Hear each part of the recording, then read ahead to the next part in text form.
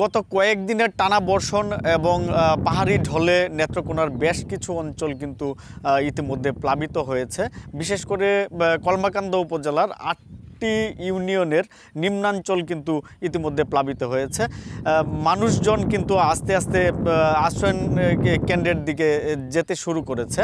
আর পানি উন্নয়ন বোর্ড আমাদেরকে যেটি জানিয়েছে যে আসলে আজ উবদাখালী নদীর যে পানি আছে সেটা বিপদসীমার 47 সেন্টিমিটার উপর দিয়ে প্রবাহিত হলেও জেলার অন্যান্য যে প্রধান প্রধান নদী যেগুলো আছে সুমেশ্বরী, ধনু, কংস, এগুলো এখন পর্যন্ত বিপদসীমার একটু নিচে আছে।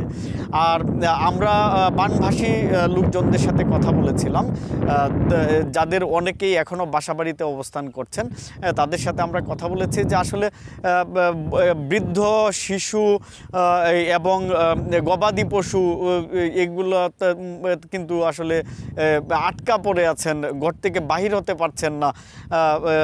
পাশাপাশি তারা যদি এভাবে বৃষ্টি অব্যাহত থাকে তাহলে কিন্তু তারা খাদ্য সংকট এবং সুপেয় পানির যে সংকট, সেই সংকট তীব্রতর রূপ ধারণ করতে পারে বলে তারা কিন্তু ধারণা করছেন।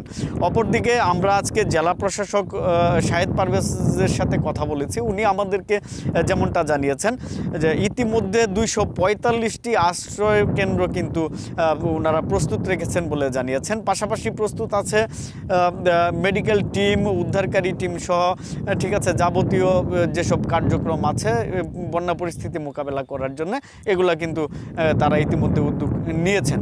তো এই ছিল আমার কাছে সর্বশেষ